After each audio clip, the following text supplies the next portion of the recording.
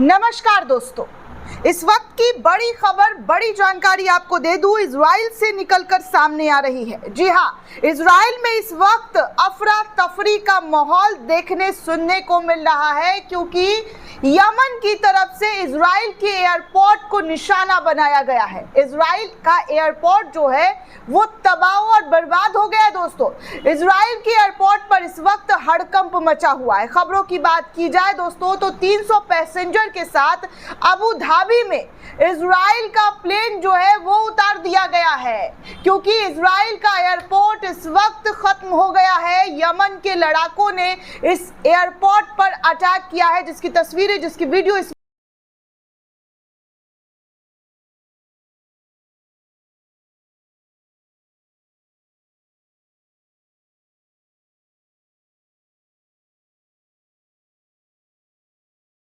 वक्त देख सकते हैं। पूरी दुनिया में एक बार फिर से ये कहना शुरू कर दिया गया है कि ये युद्ध जो है, इस युद्ध का अंत कब खत्म होगा ये कोई नहीं कह सकता है, क्योंकि युद्ध एक बार फिर से शुरू हो गया है। इजराइल में आग तो लगा ही था, हजारों लोग बेघर हो रहे थे, आपातकालीन घोषित कर दिया गया था, लेकिन यमन के लड़ाकों ने इजराइल पर एक बार फिर से अटैक किया और ये अटैक इजराइल के एयरपोर्ट पर किया गया है। खबरों की बात की जाए दोस्तों तो इजराइल के सबसे व्यस्त हवाई अड्डे बने गुरियन इंटरनेशनल एयरपोर्ट पर आज सुबह यमन के ईरान के समर्थित हुती विद्रोहियों ने बैलिस्टिक मिसाइल से हमला किया है।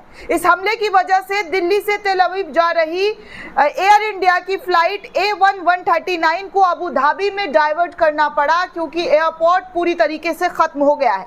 हमले के वक्त विमान की लैंडिंग में महज 1 घंटा बाकी था।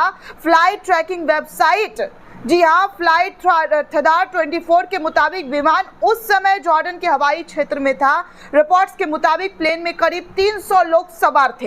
एयर इंडिया ने इसकी पुष्टि की है कि फ्लाइट में अबू धाबी को सुरक्षित जो है लैंडिंग कराया गया है और जल्द ही दिल्ली एयरपोर्ट इस फ्लाइट को लौटाया जाएगा। एयर इंडिया ने कहा है कि जिन यात्रियों ने 3 से 6 मई 2025 के बीच की उड़ानों के लिए टिकट बुक किए हैं, उन्हें अपना टिकट एक बार फिर से बदलने की सुविधा या पूरा पैसा वापस पाने का विकल्प दिया जाएगा।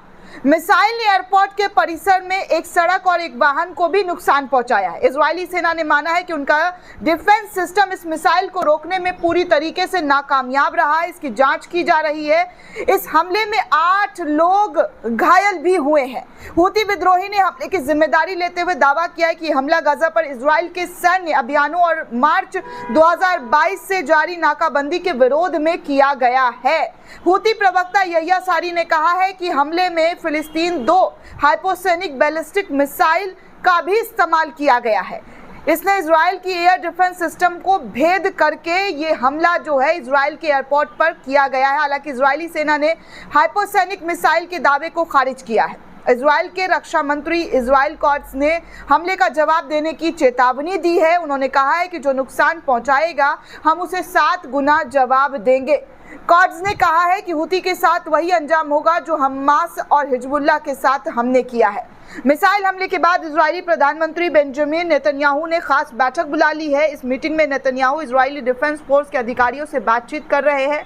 इसको लेकर हुती विद्रोहियों के खिलाफ एक्शन लेने की जो प्रक्रिया है वो इजराइल की तरफ से शुरू कर दी गई है। आपको बता दें दोस्तों कि हुती विद्रोही साल 2014 में यमन में शिया सुन्नी विवाद को लेकर गृह युद्ध जो है यहाँ से शुरू हुआ था। शिया विद्रोहियों ने सुन्नी सरकार के खिलाफ मोर्चा खोल दिया था। इसका नेतृत्व राष्ट्रपति अब्दुल मंसूर हादी कर रहे थे। हादी ने अरब क्रांति के बाद लंबे समय से सत्ता पर काबिज पूर्व राष्ट्रपति अली अब्दुल्ला सालेह से फरवरी 2012 में सत्ता छीनी थी। हादी देश में बदलाव के बीच स्थिरता लाने के लिए जूझ रहे थे। उसी समय सेना 2 फाड़ हो गई और अलगाववादी हुती दक्षिण में लामबंद हो गए।